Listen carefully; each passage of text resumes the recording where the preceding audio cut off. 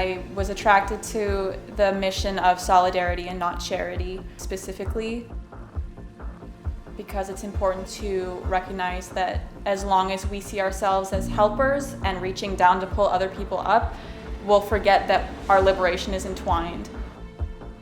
The idea is that we connect issues of nonviolent resistance to resistance to militarism in the US and locally here in Whatcom County.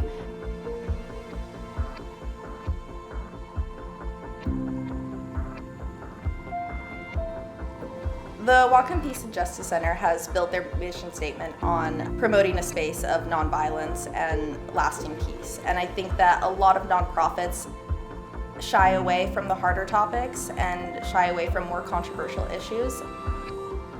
The Whatcom Peace and Justice Center's mission is really to promote lasting peace at home and worldwide through partnerships, direct action, and also educational opportunities.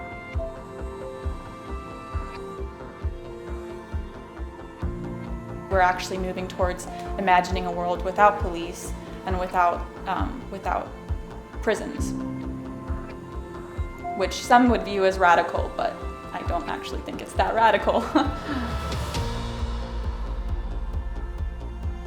A lot of people react to situations of injustice, and it's this momentary, escalation. Everyone's putting their attention on this injustice, and then they kind of forget about it right when it's done. And I think the center is continuing that conversation of, okay, this isn't just one instance of injustice. This is actually a culmination of injustices that have happened over and over again. And as a Palestinian activist, I have never felt so supported by a nonprofit who has really centered indigenous sovereignty and Black-led resistance and things that people would deem more radical.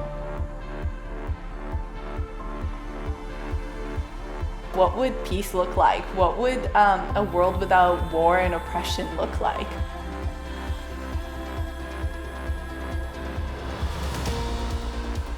I come from a working class background with a family of strong women, and I think that the Whatcom Peace and Justice Center has a really good grasp on interconnecting the struggles for women and other oppressed genders' liberation, and how that's interacted to militarism, and how that's interacted to racial oppression and white supremacy, and our inability to respect the people who took care of the land and the earth itself.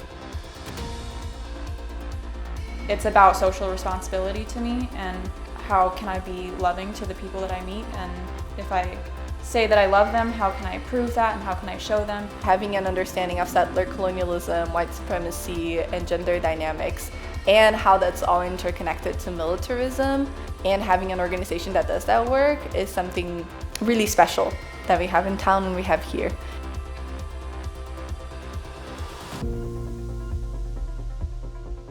So the ways that you can participate to this event is to RSVP on whatcompjc.org/IDP 2020. Throughout the weekend of International Day of Peace, we've partnered up with Black-led restaurants in town. We're doing our promotion of Takeout for Peace, which was previously named Drink and Dine for Peace, and they will donate 10% of their sales for each day to the Whatcom Peace and Justice Center for International Day of Peace.